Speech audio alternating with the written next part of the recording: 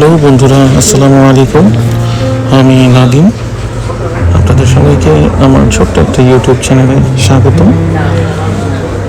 আমরা গিয়েছিলাম এবার ঈদে ঢাকার মধ্যে অবস্থিত বঙ্গবন্ধু মিলিটারি মিউজিয়ামে। এটা হচ্ছে নবঠি টেপের ঠিক পাশেই অবস্থিত। আপনারা সবাই প্লেসটাকে চিনেন। তো এখানে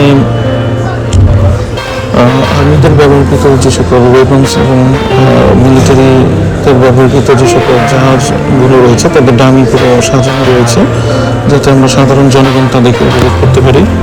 আসলে সব ভিডিও পেয়েছি, এটার মধ্যে সব সম্পূর্ণ জায়গাতে আমি ক্যাপচার করতে পারিনি।